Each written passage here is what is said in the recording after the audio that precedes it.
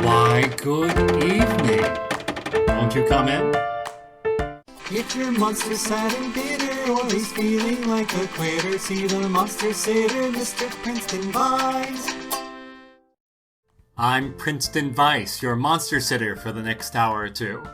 And this is my best friend, Memento Murry. Murry, come see who it is. It's our little monster friends. Yeah, I can see him. And did you dress yourself today like a big monster? Oh, they did. I can tell. Oh, hush. Don't listen to Murray. You look fantastic. Do you have a letter for us? Thank you, Murray. It's from our friend Illy. Dear Mr. Vice, yesterday was my birthday. Well, happy birthday, Illy. We were supposed to have a birthday party with my friends, but I got a cold. My dad canceled the party so I don't get my friends sick. Aww. My older sister told me about a movie that had a zombie in it. The zombie bit someone, and that person got sick and turned into a zombie. It gave me bad dreams. Could that ever happen? Sincerely, Illy. Well, first off, Illy, so sorry to hear about your birthday party. I hope you get to celebrate with your friends soon. As for the zombie thing, there are a lot of zombie movies about pandemics that rage across the world, but those are just made up. Could a big bad disease like the one in the movie ever happen? Well, if the world were to go through a pandemic, a purely hypothetical pandemic, I'm sure that with all of our advanced medicine and with adults acting responsibly, well, I'm sure that nothing like that would hardly, almost never, well, you see, Illy, you know what? I know a great movie I'd like to share with you. Would you like to hear about it? Yeah. Oh, that was a real smooth transition, Princey. It's called The Last Man on Earth, directed by Ubaldo Ragona and Sidney Sacco, starring Vincent Price and Franca Bettioa, filmed in Italy on the cheap. Nearly the whole cast, except for Vincent Price, is Italian. Vincent Price plays Robert Morgan, a survivor of a pandemic that turns its victims into shuffling vampires. Quarantined and barricaded at night, Morgan struggles to save his life and his sanity as he wonders, is he the last man on Earth? Ooh, very dramatic. Well, I've got up my game. This is the third episode of Princeton Vice Presents, and yet this is the first time we featured anything with my hero, my inspiration, Vincent Price himself. And so, Princeton Vice proudly presents the vivacious Princeton Vice proudly prevents the Princeton Vice, Uh-oh, he's stuck. Vincent. And so, Princeton Vice proudly presents the vivacious Vincent Price. And Illy, just in case you ever find yourself stuck inside during a pandemic, we're going to share some helpful tips to keep you safe and healthy. Alright, here we go. The Last Man on Earth. What's the body count for this movie, kids? I see. Well, the problem is, some characters are undead. So if they are alive, die, come back, and are killed again, is that one death or two? Also, do you count only on-screen deaths, or do you include off-screen deaths? If the latter, the flashback sequence involves the death of the entire planet, and I don't have 3 billion of these little guys. So the number for today is... What? We'll see you in a bit. In the meantime, enjoy the show.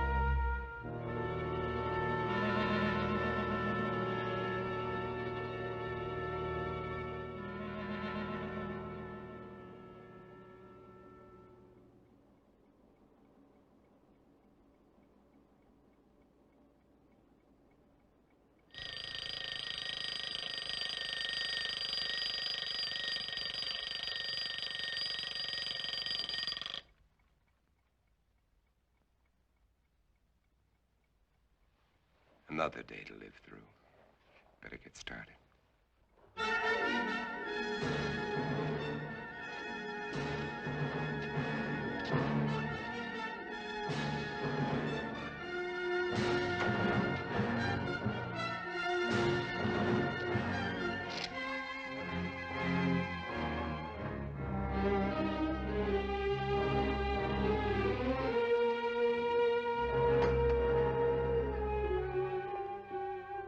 December 1965.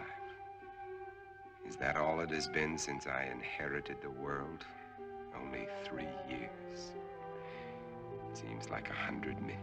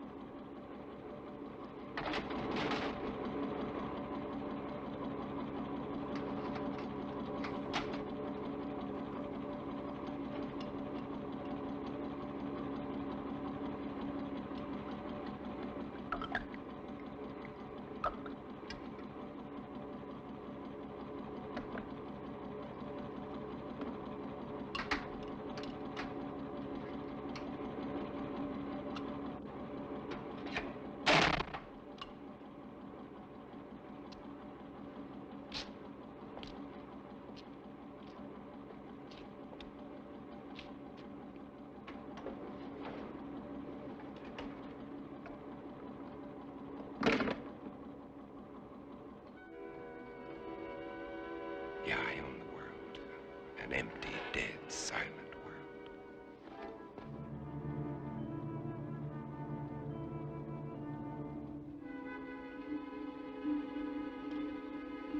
More of them for the pit. Every day there are more of them. They live off the weak ones and leave them for the pit.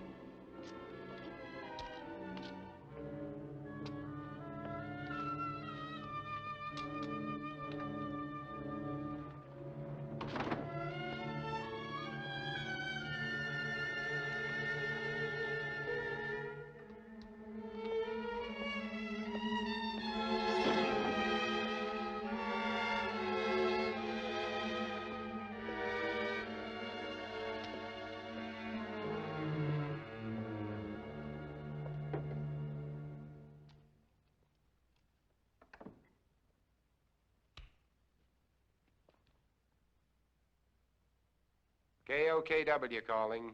Come in.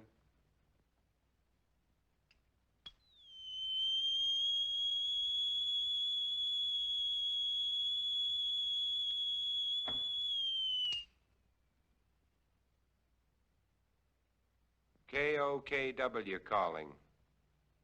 I'm on international frequency. Come in.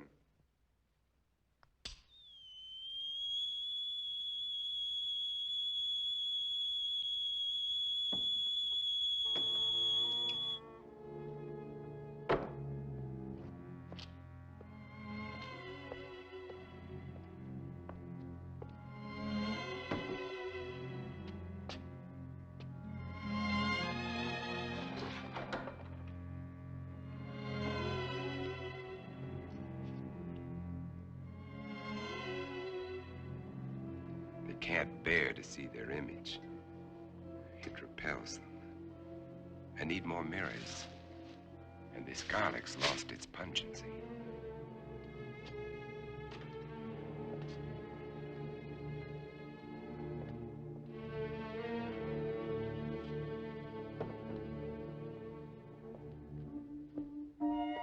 There was a time when eating was pleasurable. Now it bores me. Just fuel for survival. I'll settle for coffee and orange juice this morning. But first, there's my life sitter. I'd better replace that garlic.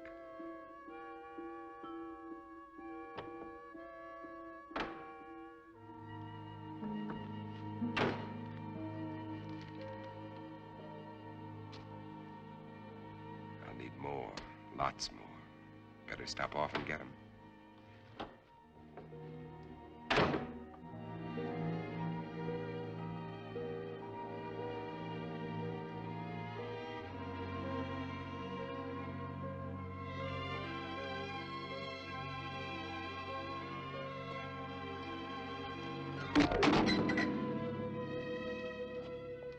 I can't afford the luxury of anger. Anger can make me vulnerable. It can destroy my reason, and reason's the only advantage I have over them.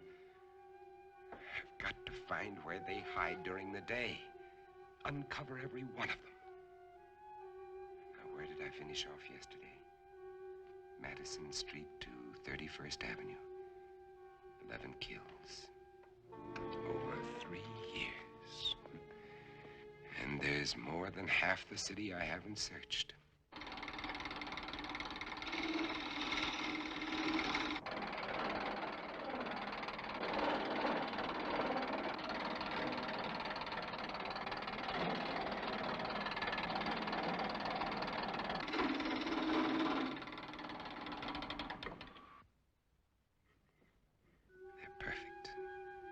Just wide enough to keep the flesh apart so their body seal can't function.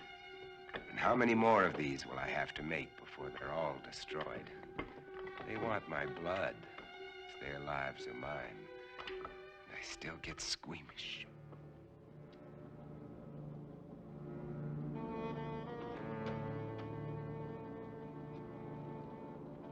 Wait.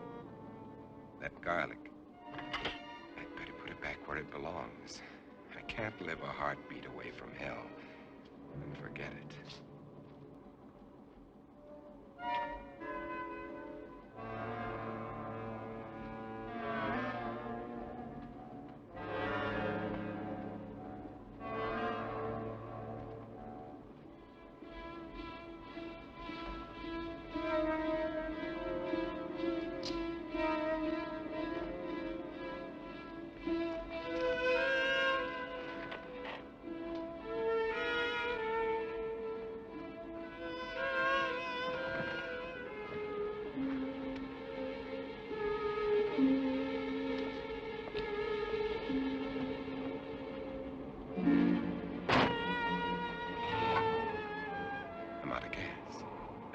One more stop I'll have to make.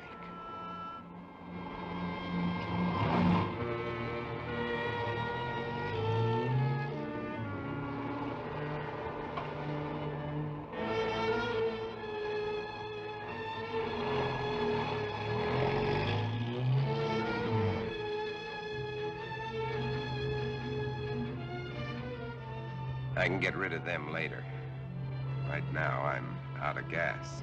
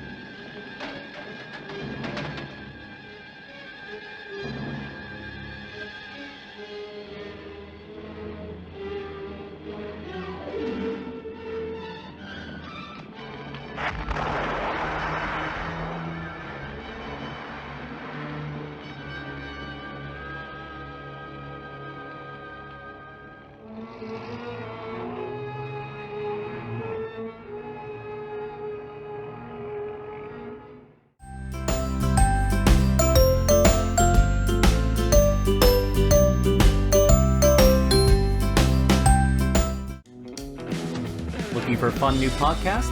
Try Comic Book Couples Counseling. Each week, married couple Brad and Lisa pair a self-help relationship book with an iconic comic book couple in an effort to better understand their own relationship. Listen to it at www.comicbookcouplescounseling.com, also on iTunes and Spotify.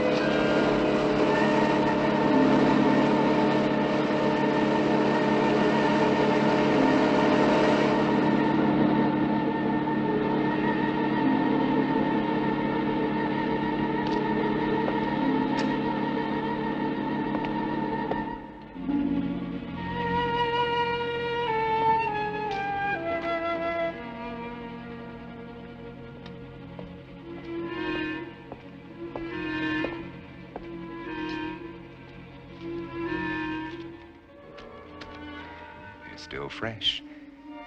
But I'll take only what I need. They've got to last.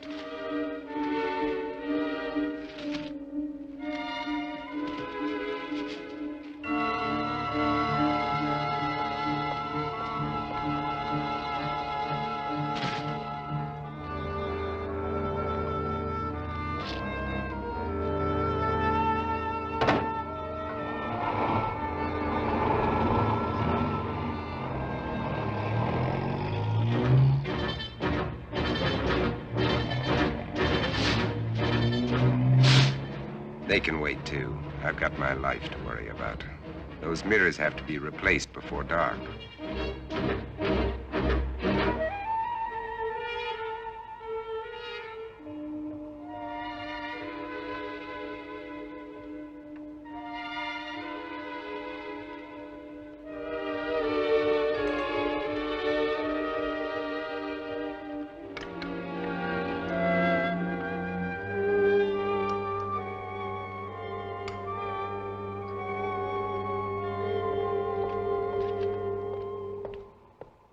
Square blocks to search. How many of them still exist?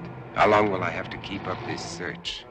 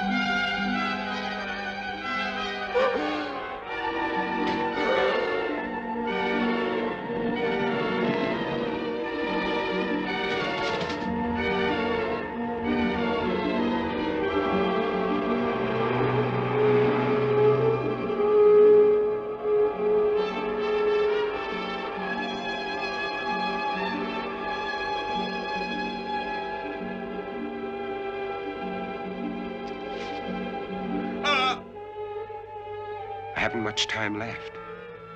It'll be dark in an hour.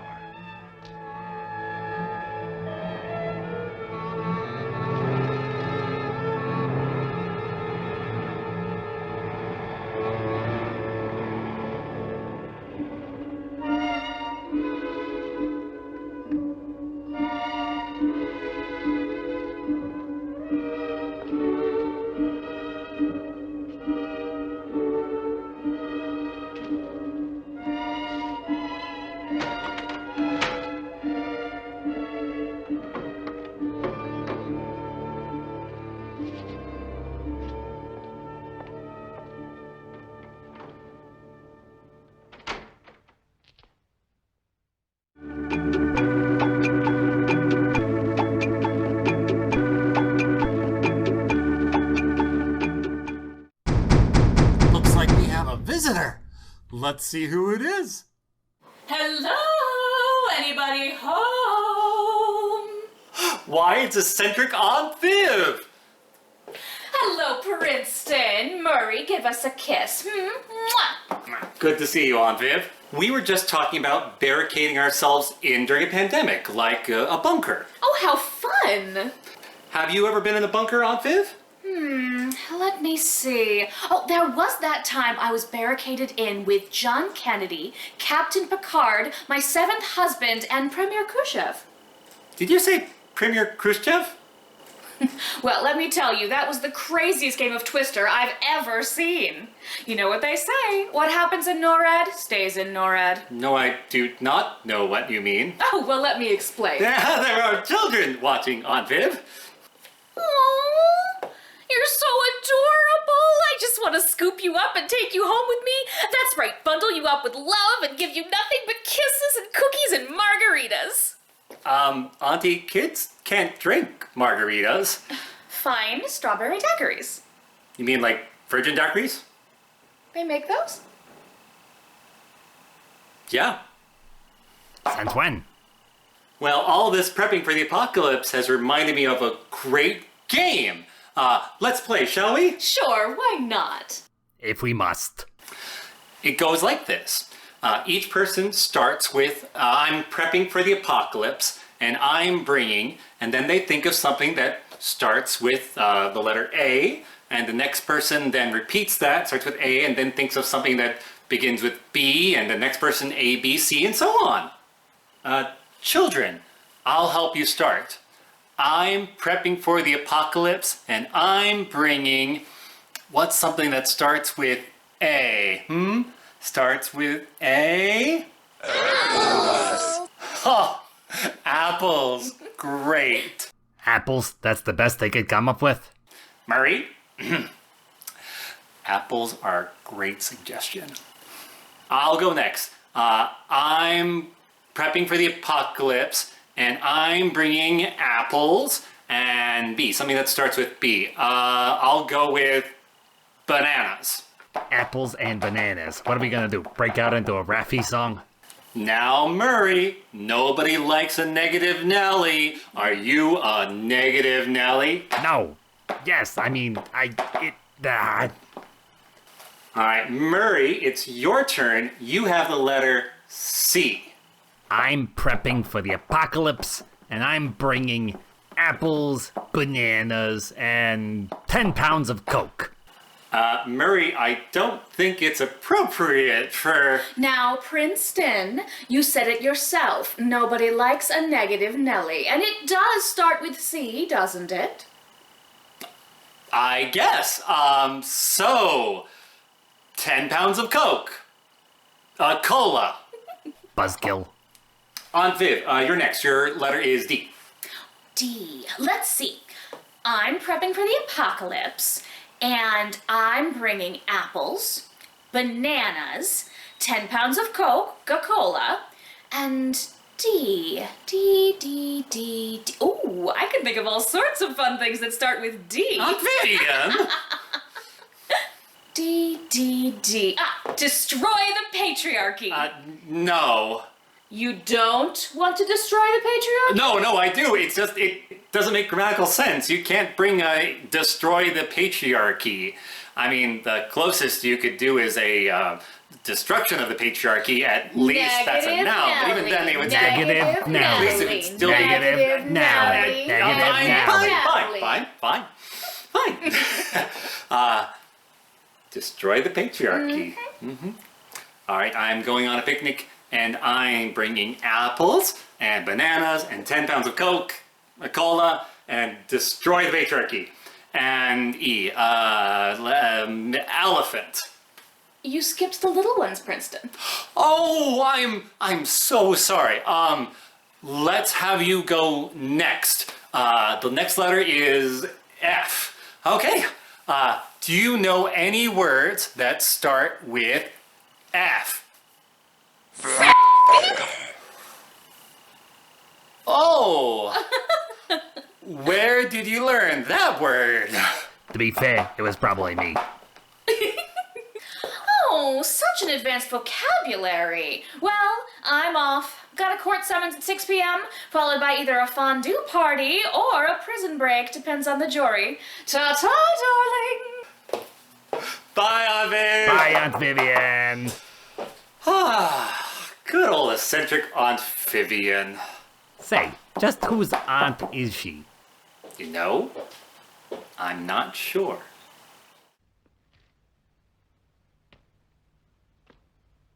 And now, 12 long hours before the sun will rise and drive them back to darkness.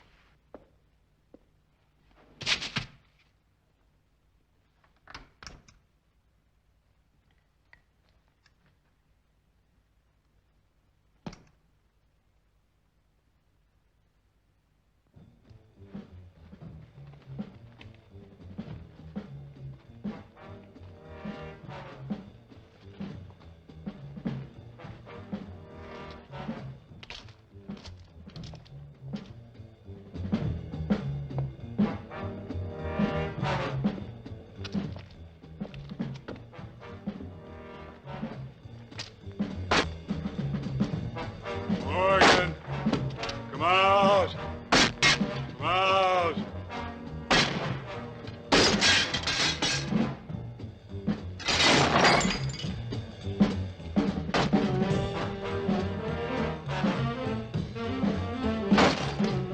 Morgan, come out. Come out.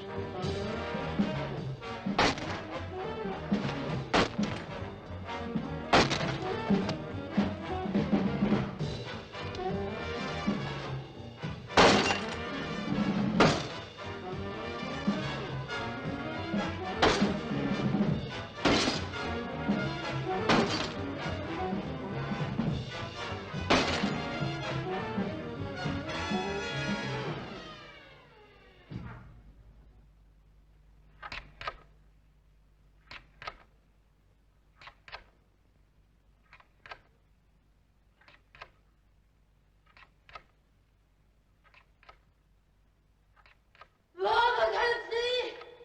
I can't see! Mom!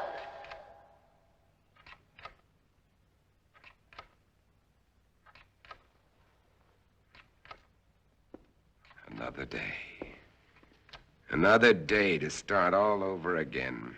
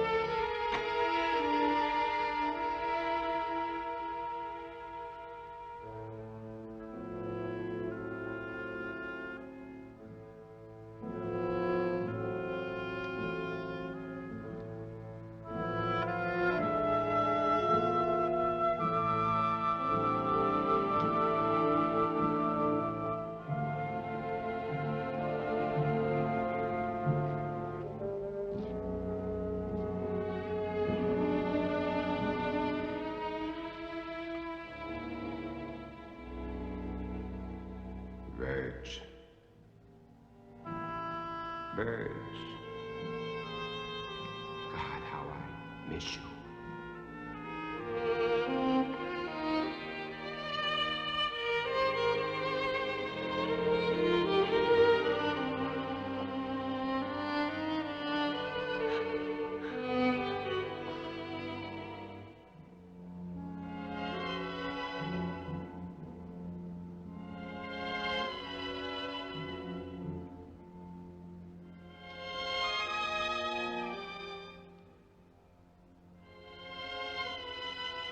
The sun's already set.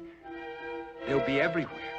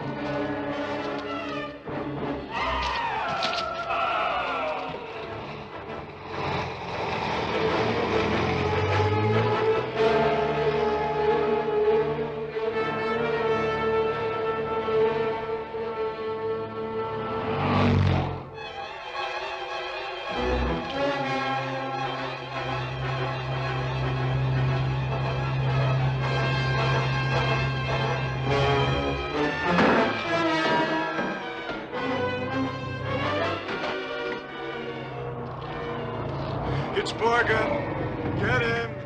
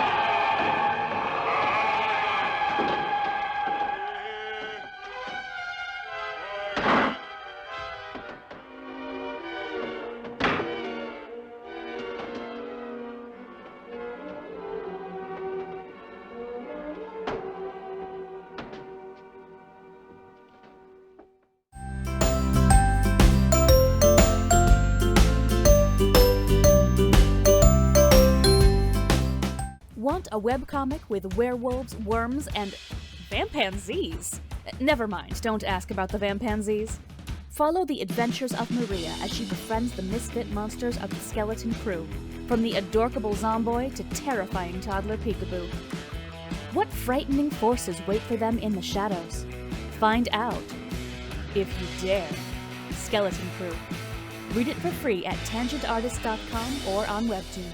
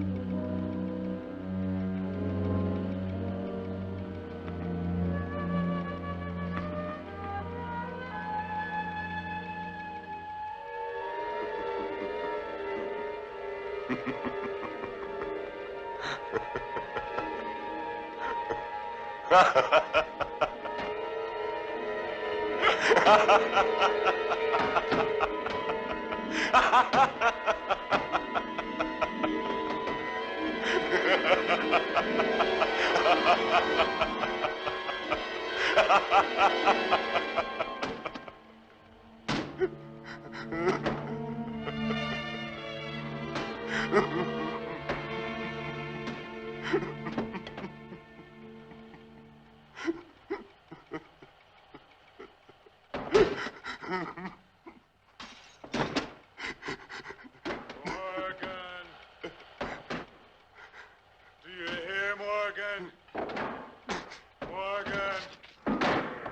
Do you hear, Morgan?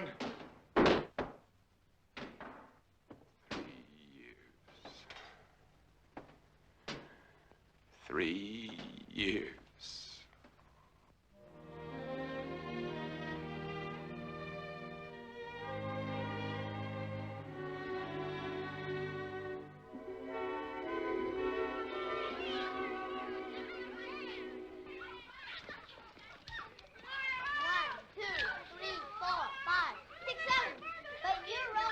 Hey, Verge. Yes? Oh, no. My makeup. My hair. Hey, where is everybody? All I can see Hi, is... Ben. Oh. I can hear children, but I can't see any children. Uncle Ben! Uncle Ben! Hey, look at how I'm crazy. Ben, Kathy. Ben, Uncle Ben! Where did you bring me?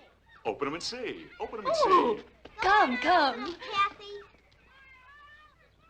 I'm gonna find you. I'm gonna find you.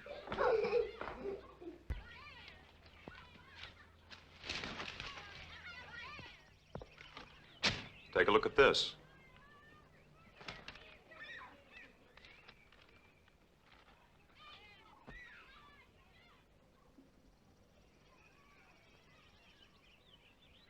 It's highly theoretical, Ben. Theoretical. Do I have to remind you that theory is the beginning of solution?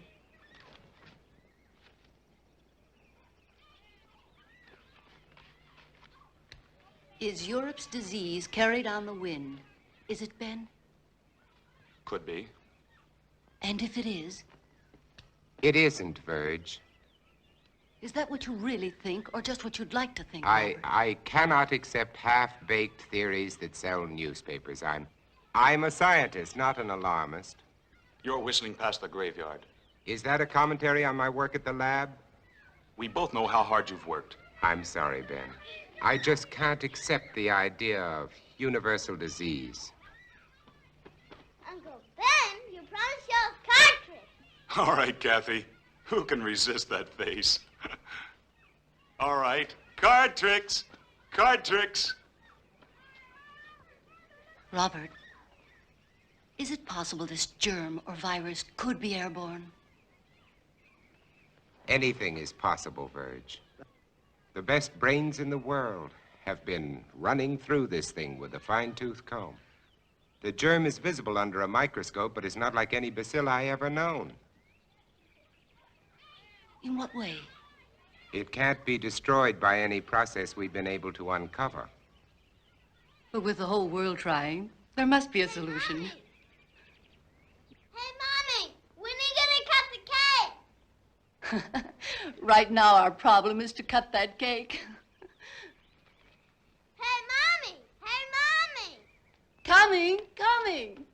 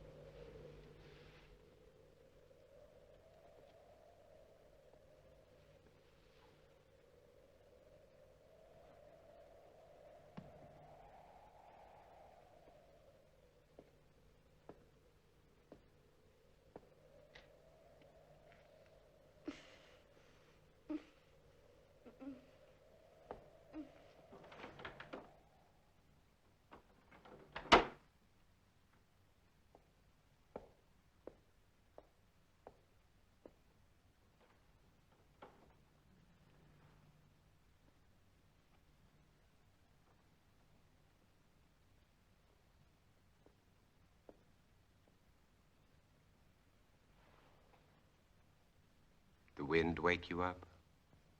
It always does. How do you feel? I'm all right. Oh, don't get up, honey.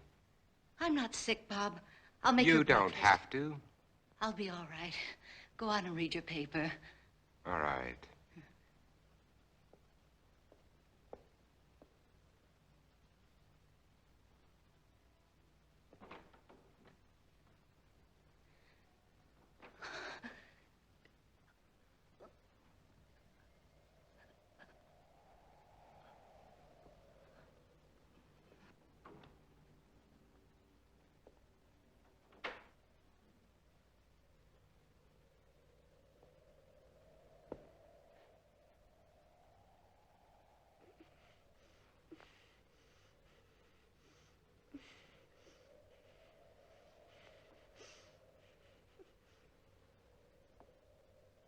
Oh, sweetheart, look, if you don't feel well, please go back to bed.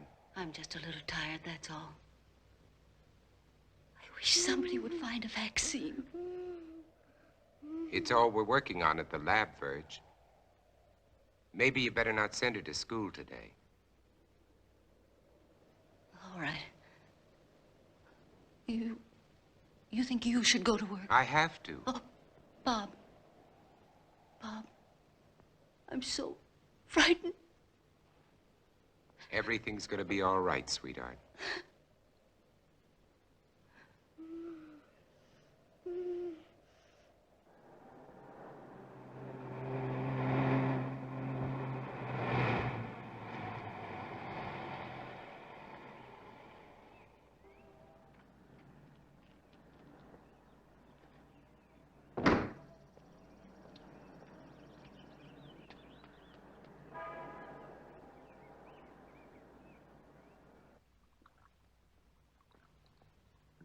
Well?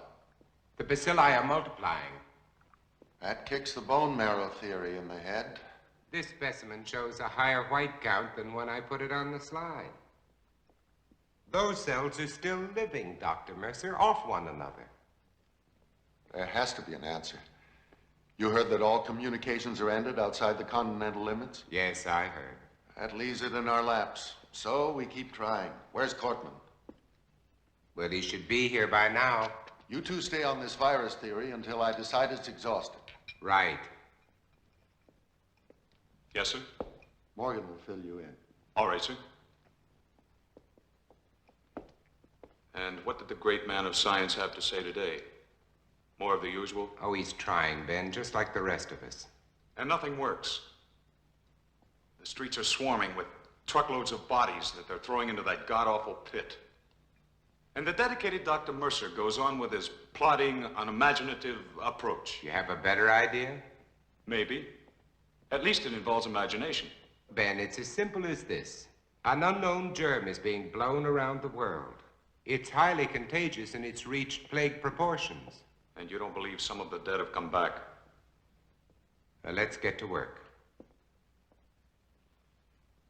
And why are they burning the bodies? Why don't they bury them? Because it's the best known way to control the contagion, to keep the germ from spreading. That's what we've always believed, at any rate. You'd prefer us to believe in vampires? If they exist, yes. There are stories being told, Bob.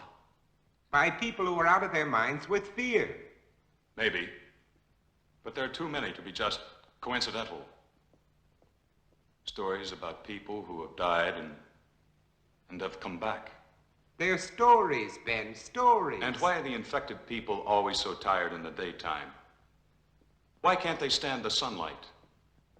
Why are they only seen at night?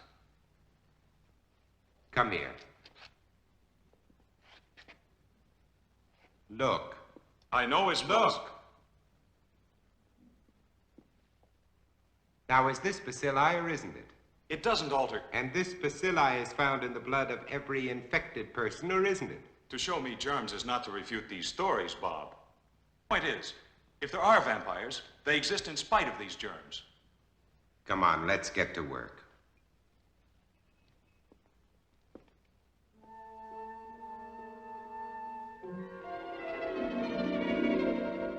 And until further notice, this station will continue its around-the-clock coverage of this national disaster. And now, we switch you to the state capitol, where His Excellency, the Governor, is speaking from the Executive Mansion. Further, I have, in conjunction with the federal government, declared this state to be a disaster area. The public health is dependent on bodies of the deceased being burned. You must notify the health department immediately if you have a plague victim in your home. Under no circumstances should you gather publicly. In view of the dire emergency that exists, I intend to...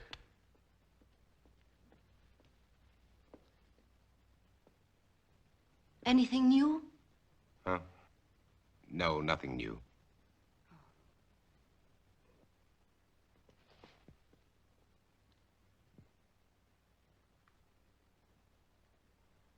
Nothing.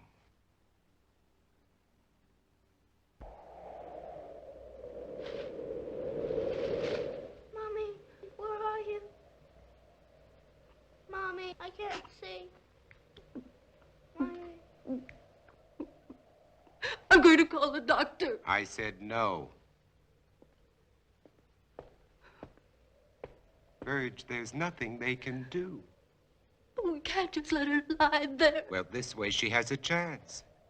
If you call a doctor, he'll report it. Do you want that?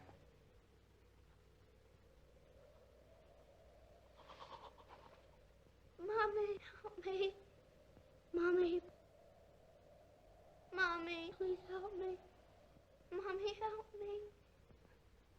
How can you be so sure she's... Blindness is one of the symptoms.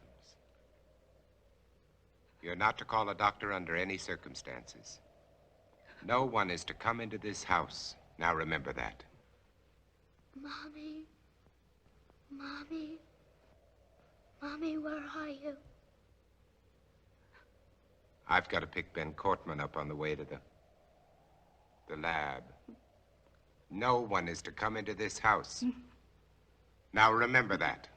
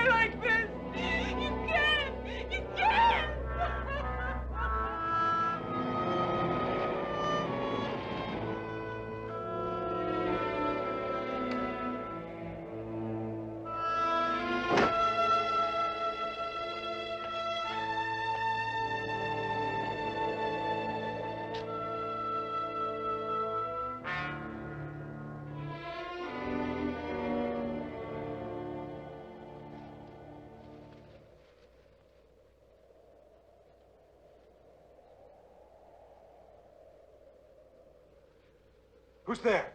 It's me, Ben. We're late.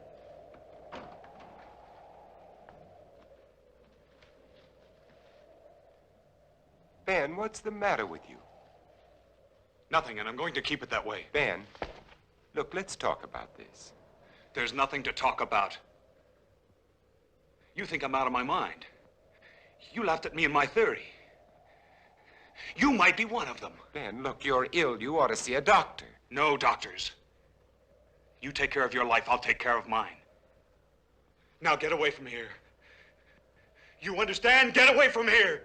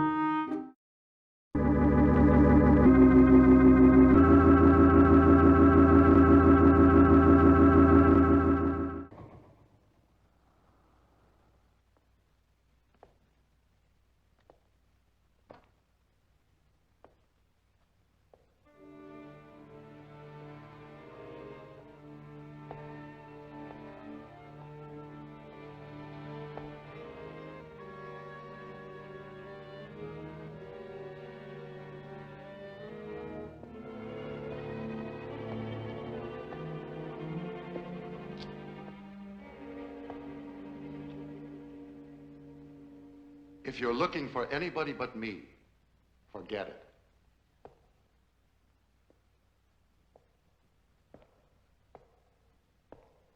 Are they all gone?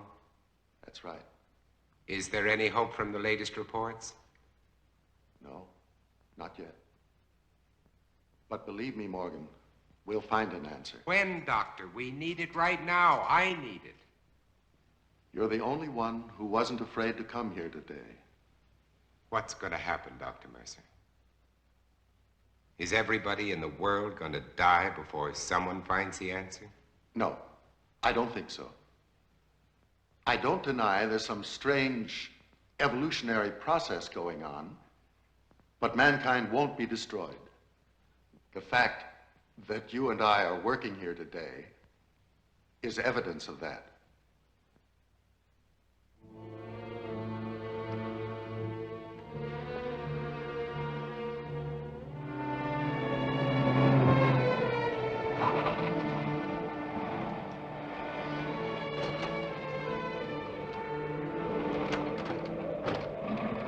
All right, let's roll.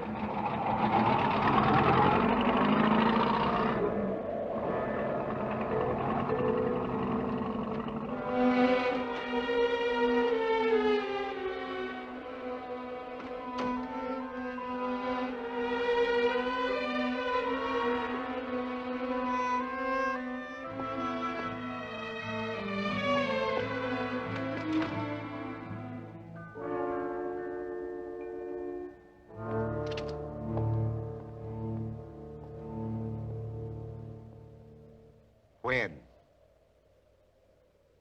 When? I called a doctor. I had to. I told you not to call anyone. Mom, she was blind. She couldn't see. She kept reaching out her hands, groping for me. And then, all of a sudden, she was gone. And they came and I tried to stop them. They took her.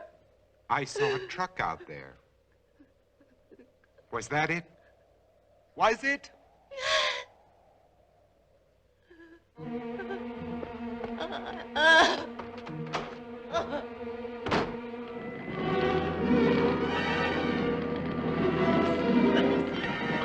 I'm sorry, lady. There's nothing I can do.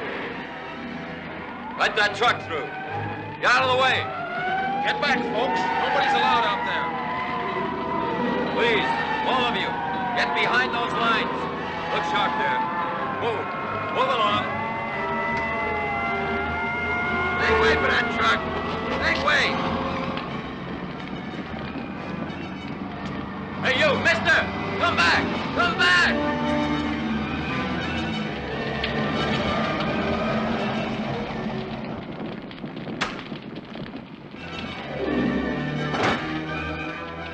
Did this truck just come in from Market Street? I said, did this truck just come in from Market Street? Mister, I don't know.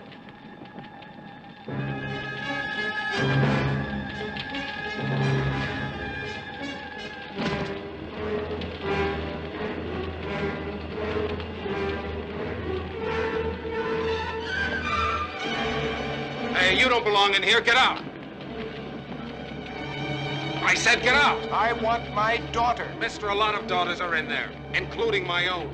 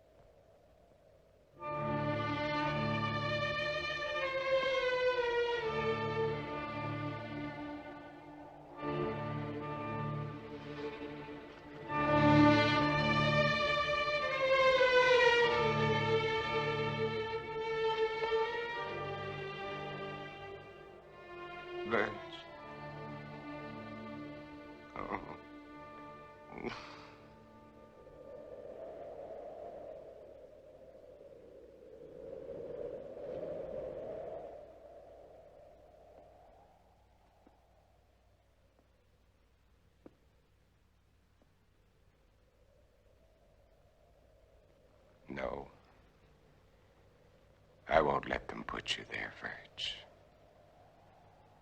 I promise.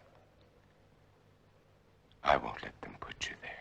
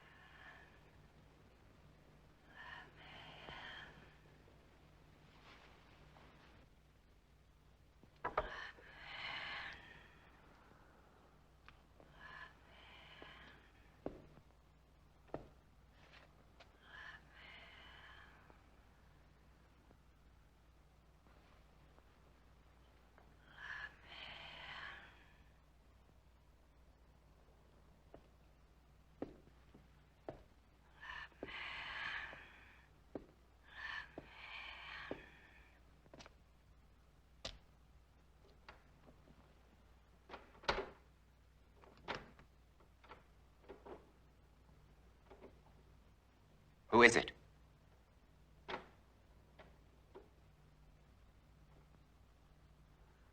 Who's there?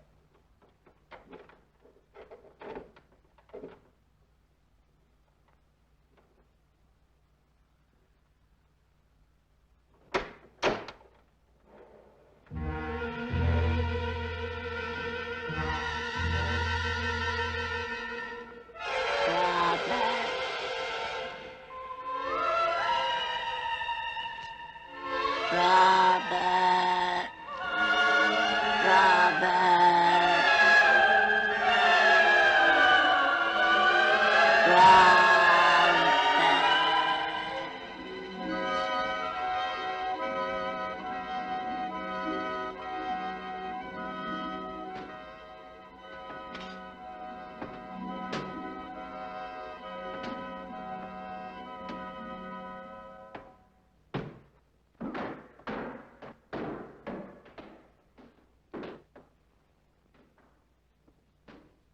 Morgan! We're going to kill you, Morgan! Morgan! You hear? Morgan! Morgan! Do you hear, Morgan? Morgan! Do you hear, Morgan?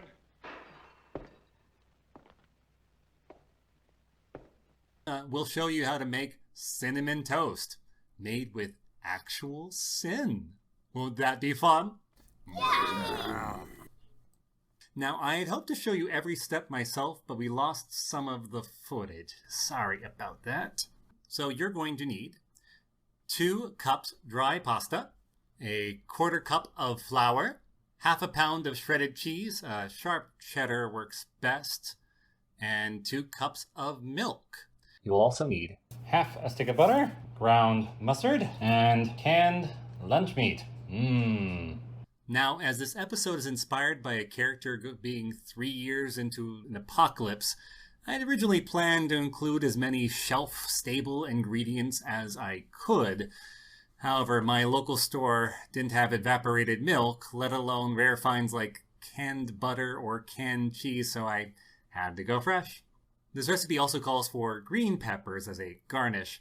I opted for the long-lasting red peppers in a jar, as they fit the bunker theme a little better. First off, set your oven to 350 degrees.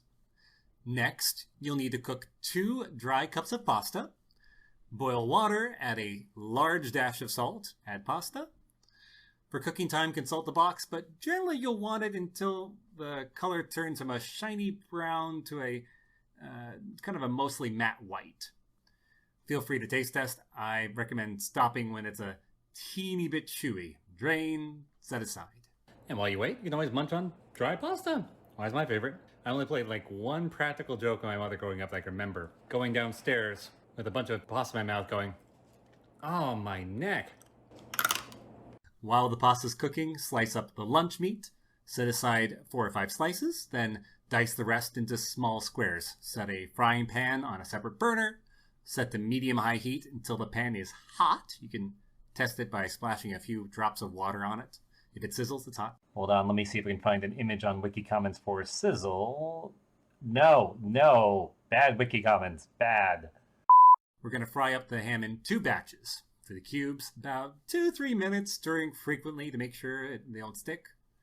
For the slices, about 1 to 2 minutes aside, just until you get a little browning on them. Searing the ham is not technically in the recipe and is not strictly needed, as canned ham is pre-cooked. However, searing adds a bit of flavor, and it can make it also look a bit more appetizing. I mean, seared ham looks like this, while unseared ham looks like, well, something that belongs on a horror channel. Once that's done, we make the cheese sauce. Melt the butter in a saucepan and add the flour a little bit at a time, stirring it in. Cook over high heat for no more than 3 or so minutes. Take off the heat, whisk in the milk, adding it bit by bit, generally a half a cup at a time. Add the salt, dry mustard. You can also add any other spices you want. Personally, I find that black pepper goes with anything dairy, and cayenne pepper goes with, well, anything. Simmer over very low heat, stirring constantly. Fact, this kind of sauce is spelled R-O-U-X, but is pronounced roux. It rhymes with do, as in do not make any plans later. This will take a while. Once it's thicker, add shredded cheese, generally a handful at a time. Stir until all creamy and melty. Now the recipe says pour on the cheese sauce, but I recommend just pouring the pasta into the sauce pot. It lets you coat it so much easier. Add in the ham and the diced peppers. Pour into an oven-safe casserole dish. Top with extra cheese and big slices of lunch meat. Bake for 20 to 25 minutes. Sadly, the recipe doesn't say whether to cook uncovered or covered in tin foil. So, fun fact, looks like I don't get to choose whether I have it covered or not because I ran out of tin foil because I used it all to make flying saucers. Alright, so we got about 4 minutes left on the clock out of the 20. It's looking nice and gooey, but in addition to gooey, I kind of want it a little crunchy, so I'm going to set the broil for the last few minutes here. Ah, that's perfect. Just a little brown on all the pointy bits. Ain't that beautiful? That bubbling is not added in post. Alright, let's let it sit for 5 minutes. So, true story, I did not hang up this bat specifically for filming today. We put them out for a Halloween party about 4 or 5 years ago, and we keep forgetting to take them down. So this has been the moment you've been waiting for, little glow bat. This is your moment. I should have left it in the broil for a few more minutes here because we didn't get that crunchy crunch. But it is what it is. That's the fun thing about cooking. It's all about experimenting, trying something out and seeing what you get. With the red and green in there, it looks a bit like Christmas. Let's give it a try.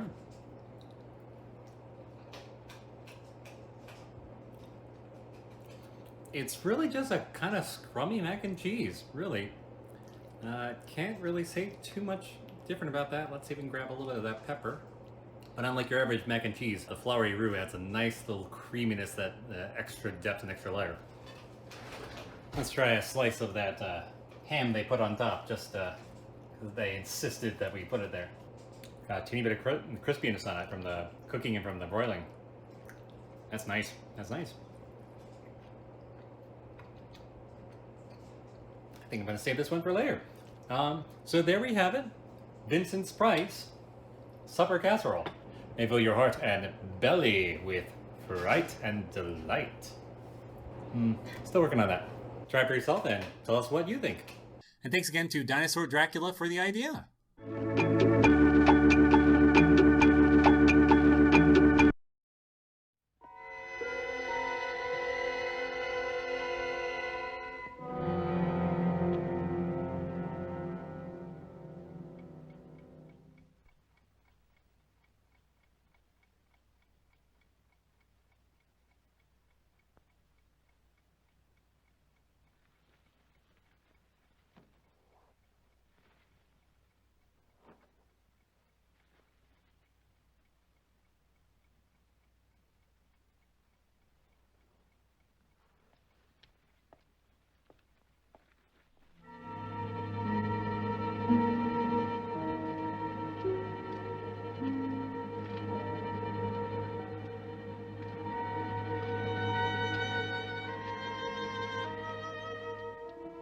If Cortman thinks he can get to me by destroying my car, his wits are getting dull.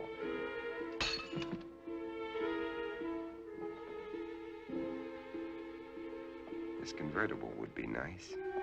Probably handles well. But I can't think of comfort.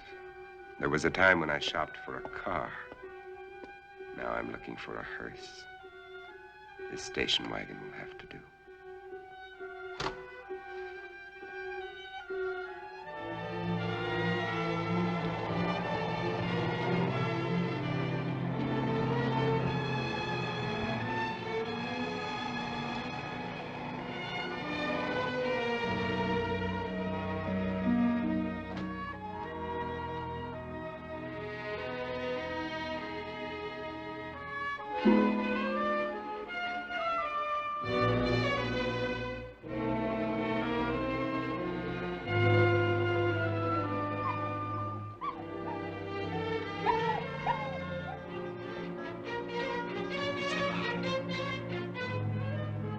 Alive. It's alive.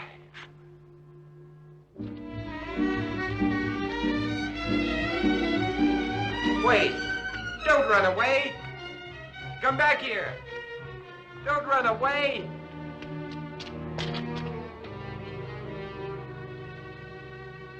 Come back!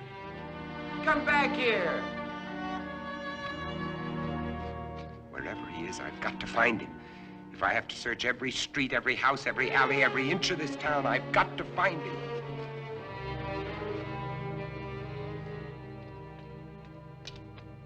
Come back! Hey, boy, where are you?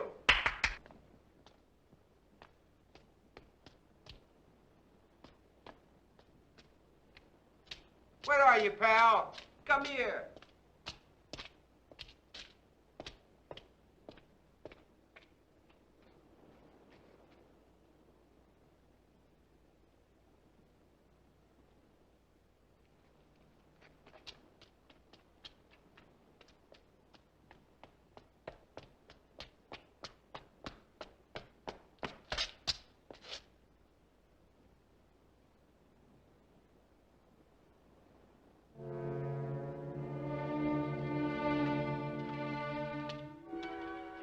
They're dead. They've been staked.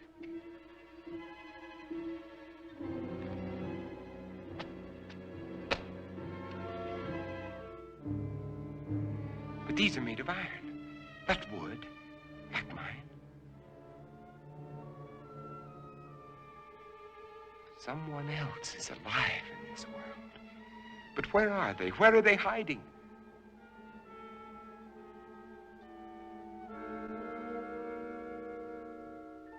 How many are there? Why haven't I seen them?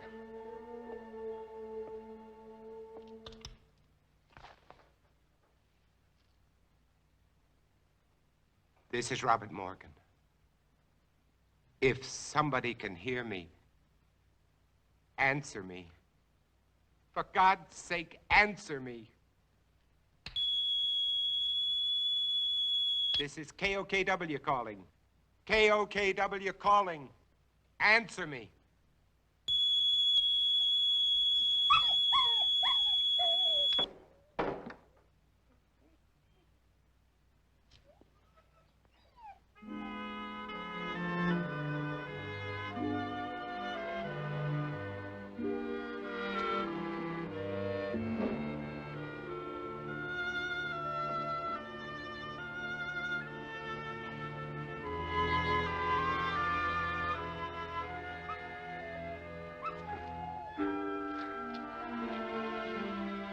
So you finally decided to come back. It's all right, boy. Good boy. Oh, no. Don't worry, boy. You're going to be all right. Yes, you are.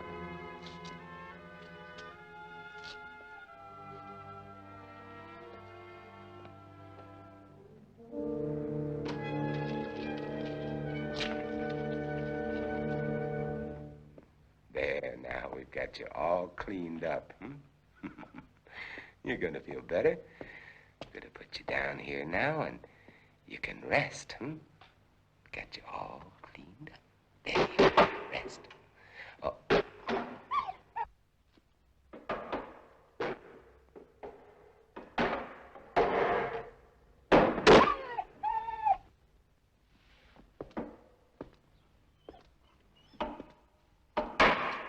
You know they're out there, don't you?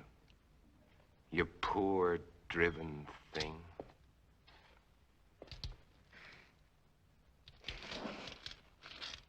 Everything's gonna be all right. Nobody's gonna hurt you. Everything's gonna be all right. All right. You're going to get better. We're gonna have lots of happy times together. You'll see, everything's going to be fine.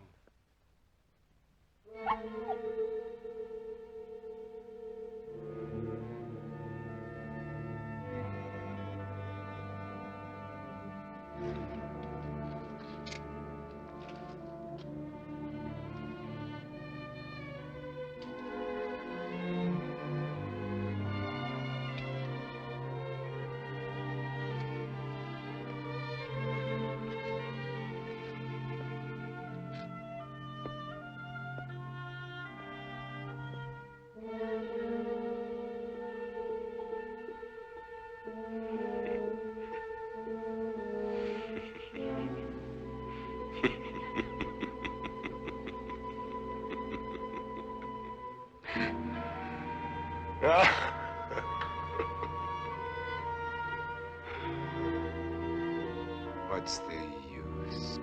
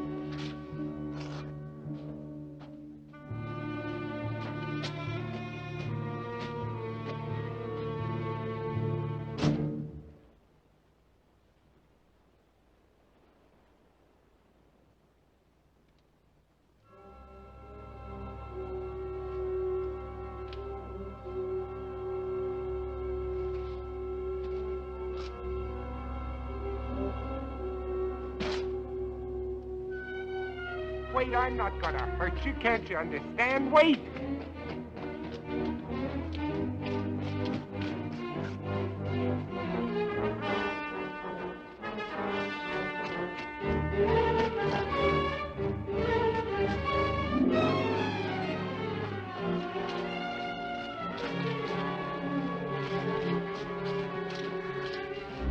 Wait.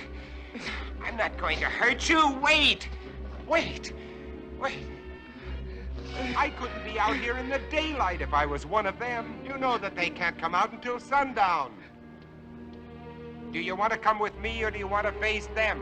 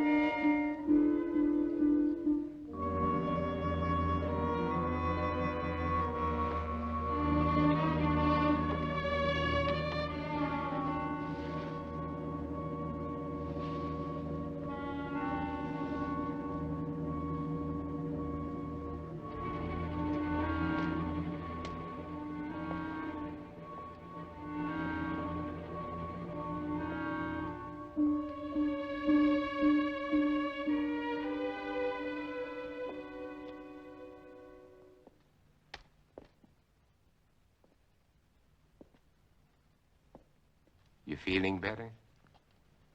Yes, Would you like a cup of coffee? thank you.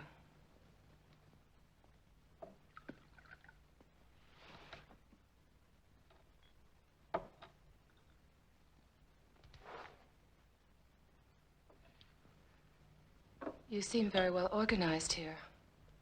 Yeah. My name is Ruth Collins.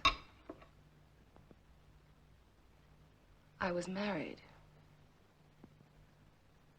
I lost my husband.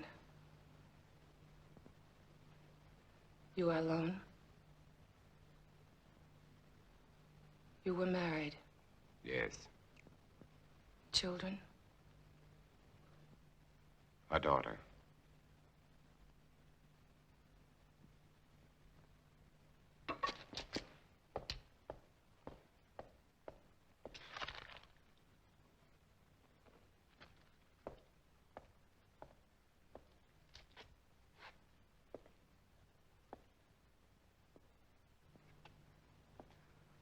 What are you doing? Please stop, please. Stop it, please. You're making me sick. Why do you turn Please. away? Please. Why do you turn away?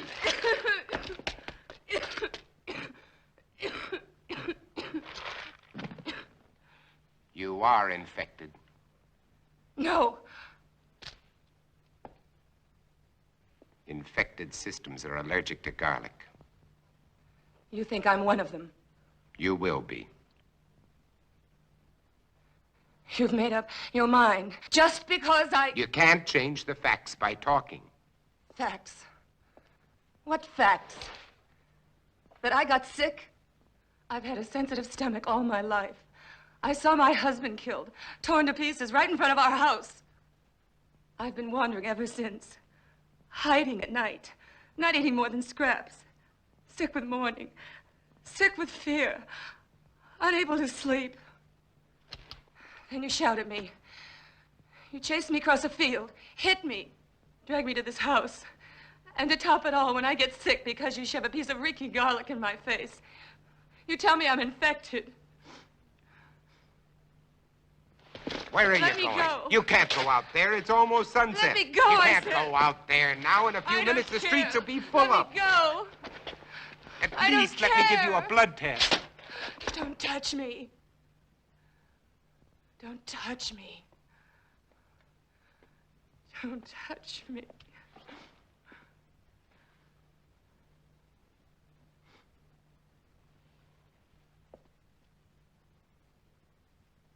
You must be hungry. I'll fix you some dinner.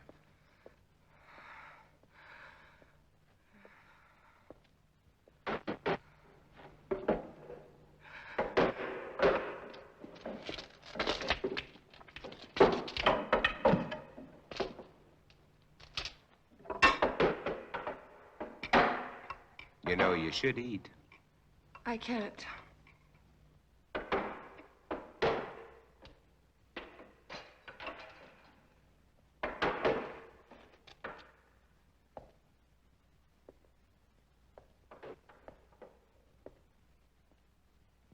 You seem used to them. Oh, as much as anybody could be. I'm not frightened of them anymore, if that's what you mean. Oh, I protect myself against them, but only because there's so many. Individually, they're weak, mentally incompetent, like animals after a long famine. If they weren't, they surely would have found a way of breaking in here a long time ago. Come out, Morgan. Hear that? That's Ben Cortman. He was my friend. Your friend? He was like a kid brother. If I could find him and destroy him. But you said he was your friend. When I find him, I'll drive a stake through him, just like all the others.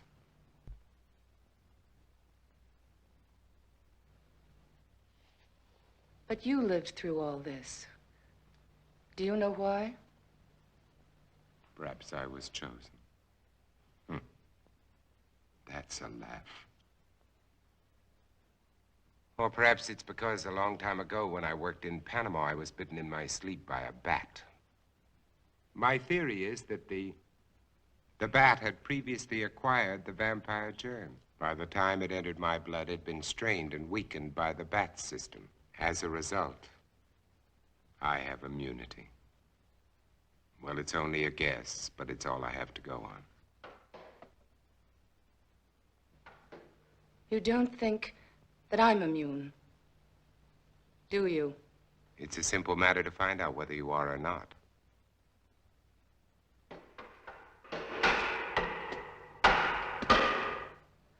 What will you do if I am infected?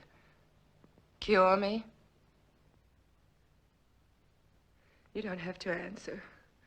I know as well as you do. It's incurable. There might be a way. If not of killing the germ, at least of containing it, keeping it from spreading. If I had the equipment, the time. Which you don't.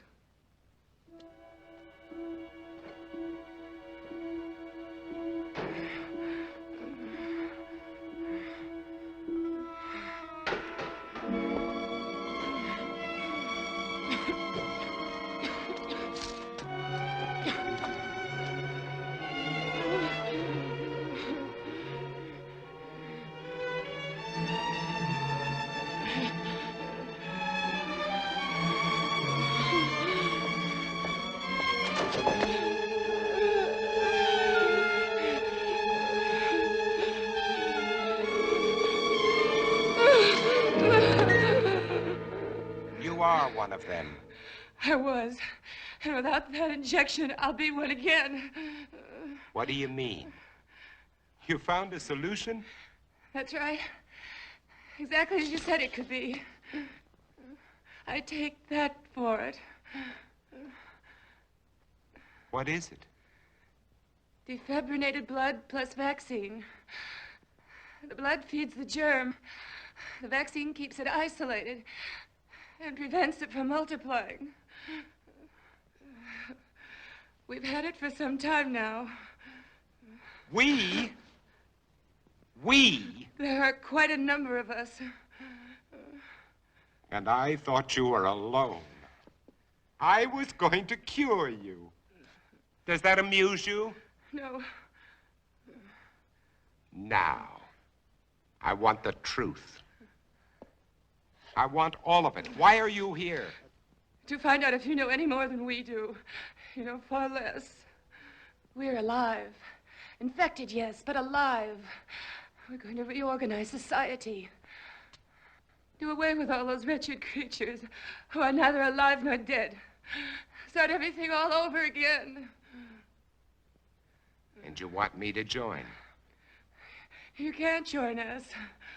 You're a monster to them. Why do you think I ran when I saw you? Even though I was assigned to spy on you. Because I was so terrified of what I'd heard about you. You're a legend in the city, moving by day instead of night.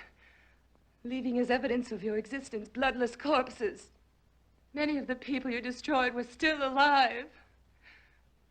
Many of them were loved ones of the people in my group. I didn't know. Is there any way you can get out of here? What do you mean? They're coming after you tonight. That's why I was sent here. To prevent you from resisting them. I'm supposed to keep you here. Until they come. To kill me. Yes. Your new society sounds charming. The beginning of any society is never charming or gentle. And you pretended to be shocked at my violence. Well, what are you waiting for? Why don't you go on and use it? Get it over with. Use it. Get it over with.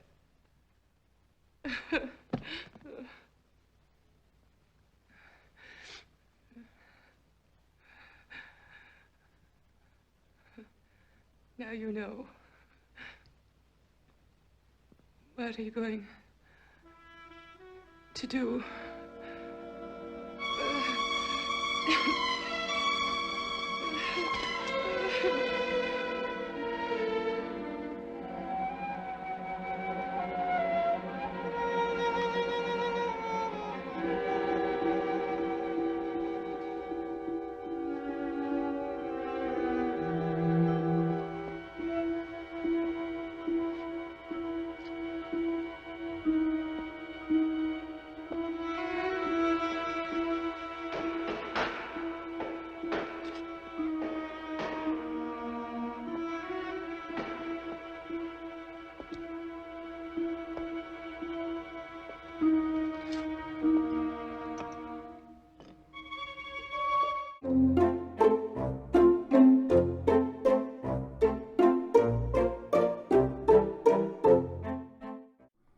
Hey, Princey, the portrayal of undead in this film is a little confusing.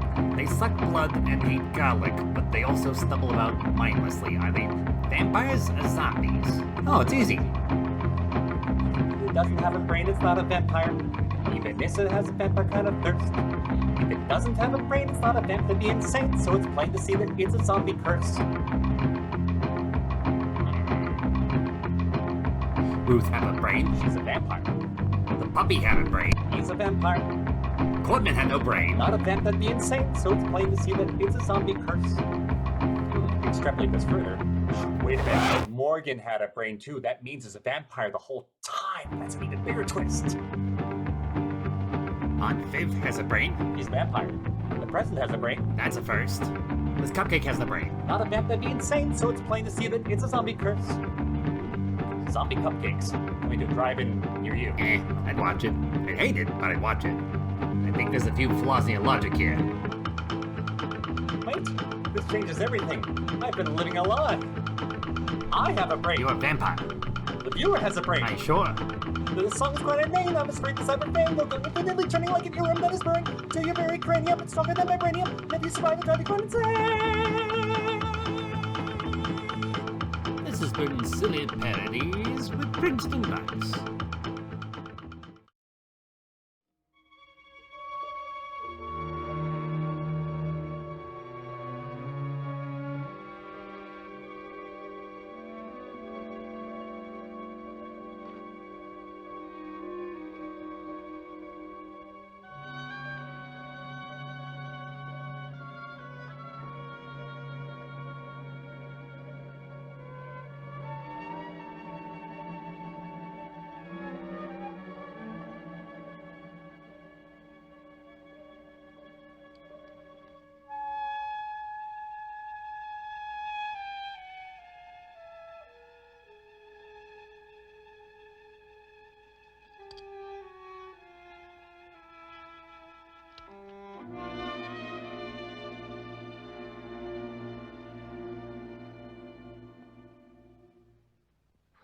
you doing? It's already done. What?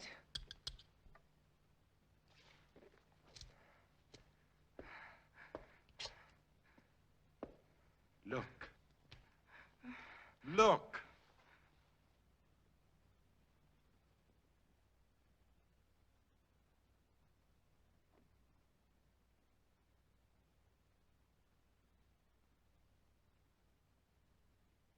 You see? It worked, Ruth. The antibodies in my blood worked. My blood has saved you, Ruth. Do you know what this means? You and I can save all the others. We won't be alone. We'll never be alone again. You are sure? Wait.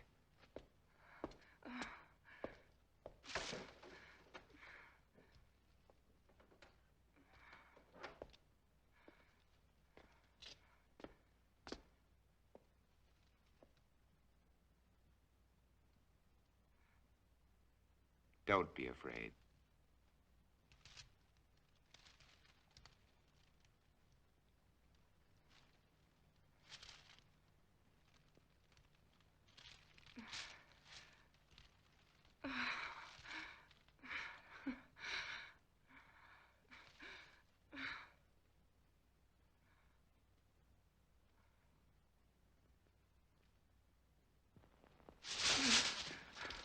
Where are you I've going? got to get out of here. Tell them you're not a You threat can't to us. go out there. It'll You save all wouldn't of get us. 10 feet. When they come here, there won't be time for questions and answers. They'll come to kill. For God's sake, Robert, let me go.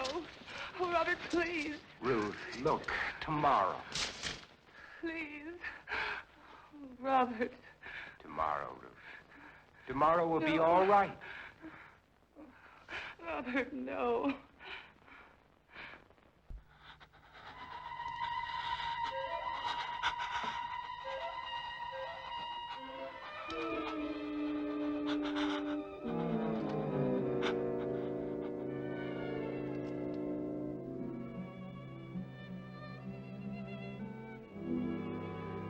Robert. Yes, Ruth. What if this doesn't last? But it will. I've already checked it under the microscope. Wait, I'll show you. I'll prove it to you. I'll check it again.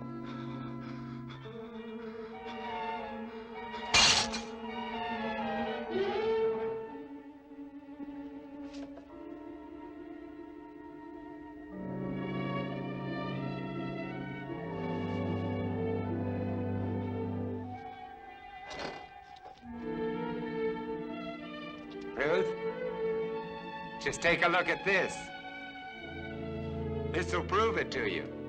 Ruth, there's no change. I've double-checked. Robert! Ruth.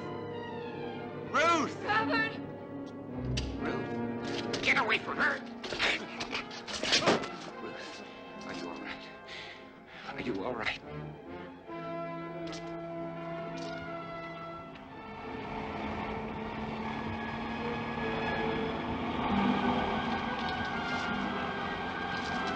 Run, Robert!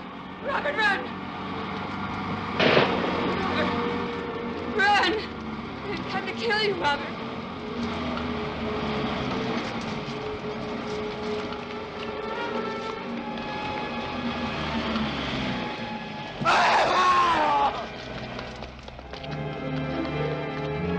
Run! Run!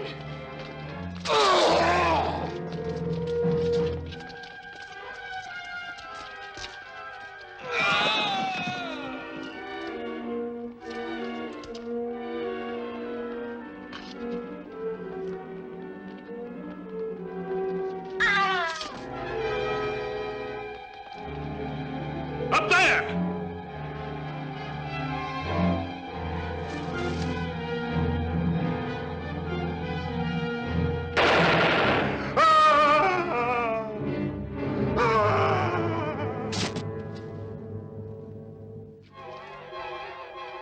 There he is. Wait! You don't understand! Wait! Get him! Get him!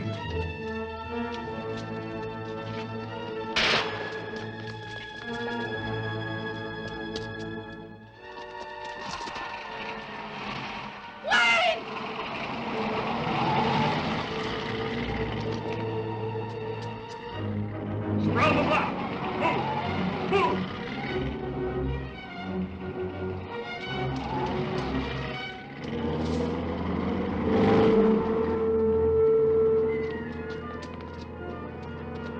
This way. Hey, over here. This way. Got her outside.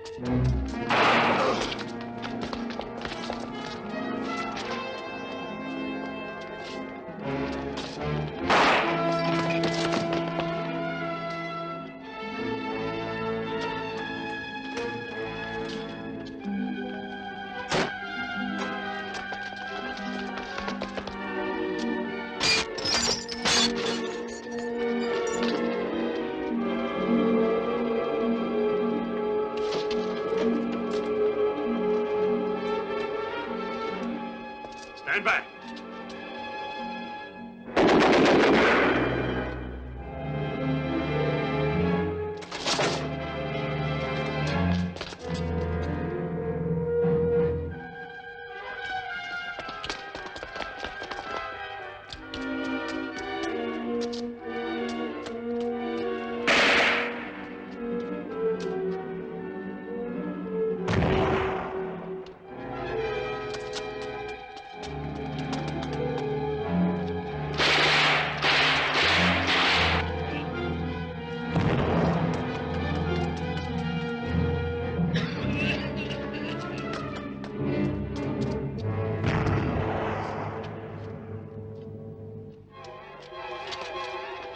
There he is, near the church.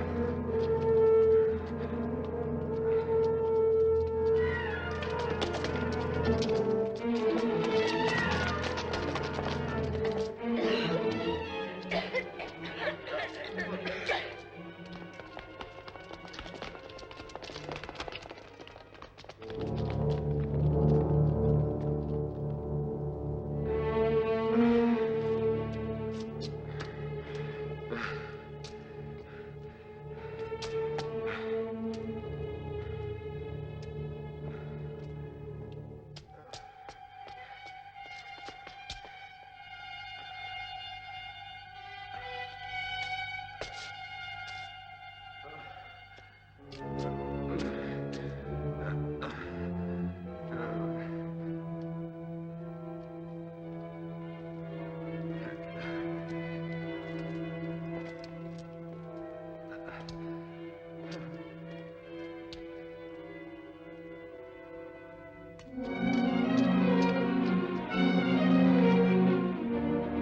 Freaks. All of you. All of you freaks. Mutations.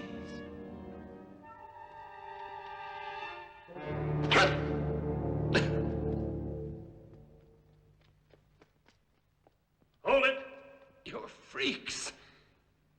I'm a man. The last man. Robert. They were afraid of me. They were afraid of me. They were afraid of me. I didn't know.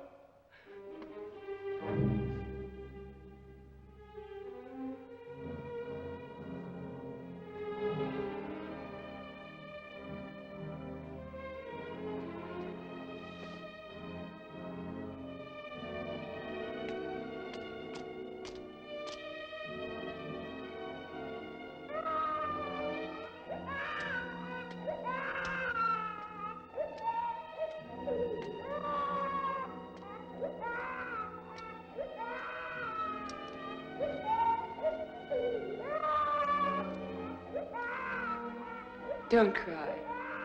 There's nothing to cry about. We're all safe now. All safe.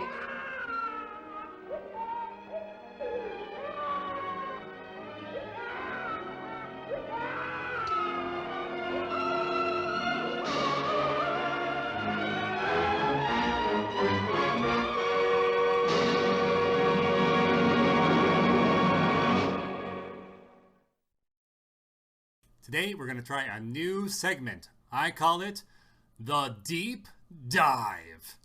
You're welcome to dance with me. No one's watching.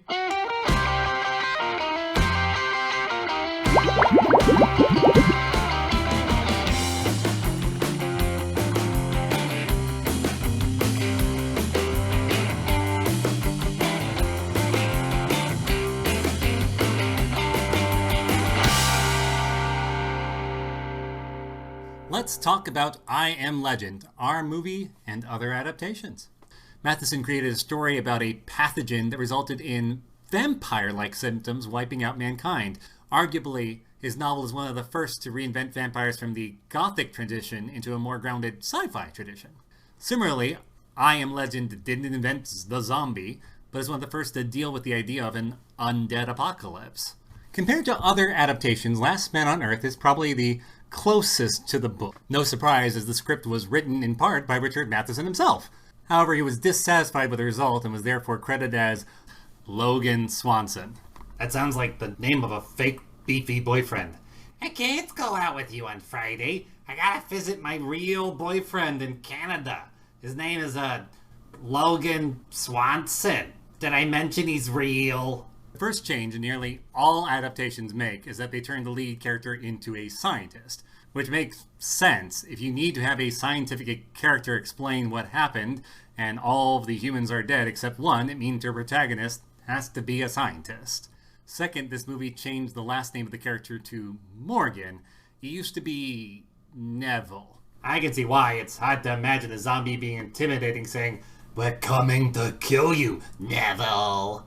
Warning, the next few bits will spoil the ending of the book and other movie adaptations. If you don't want to be spoiled, mute the sound until the spoiler bar disappears or just skip ahead. In the novel I Am Legend, Neville is captured alive by the zombies and is sentenced to public execution. He openly realizes that he has become the monster, and before he takes a cyanide capsule, he laughs how he will survive in the vampire society as a myth, a boogeyman, the day-walking killer. Hence the title, I Am Legend. In The Last Man on Earth, Vincent Price's character only graces upon the fact that he's slaughtered hundreds. Also, he develops a cure, but he's also killed, denouncing them as freaks. In a sense, it makes it doubly tragic. Tragic that he could help them, but they don't listen. But also that he doesn't repent his actions in any way, pushing them away with his dying breath. Alternatively, it could be argued that the movie is trying to make a political statement against revolutions, trying to portray Vincent as a innocent man snuffed out by a new autocratic regime. Your new society sounds charming. You've been murdering a carload of people every day. You don't get to criticize. Now, the next adaptation is Omega Man. Instead of making the enemies undead vampires, the enemies are albino mutants called the Family. Sounds kind of Italian. Hey, don't mess with the family. The albinism makes it pretty ableist when you think about it, but I will admit, it is a striking visual. It also involves a love interest who is turning into a mutant, but she's arguably human at the start of the film. And Neville dies fighting, but he's a pure hero, creating a serum to save mankind from mutants who have openly rejected salvation. Most importantly, Neville isn't surprised to find that his antagonists are actually intelligent. It's quite obvious that they have their own cultish dystopian society. So there's no irony, no twist, just Heston shooting people. Lastly, we have I Am Legend 2007 film starring Will Smith. Now, this movie has two endings. The first is closest to the book. At the beginning of the film, the scientist Neville is searching for a cure while vampires attack his home every night. In the end, he realizes one of the vampire test subjects he was experimenting on has the mate of one of the besiegers. These monsters could communicate somehow and felt love. Neville makes a cure to help other survivors and escapes alive, but the twist still remains. Maybe he was the monster the whole time. However, test audiences hated the ending, so they changed it to a heroic sacrifice so the other survivors could escape with the antidote. So we go full circle. After several iterations, Neville finally commits suicide again, but for the completely wrong reason. He's a hero and a martyr instead of a tragic, deluded anti-hero. Spoilers over. Now let's talk about a few other stories made after.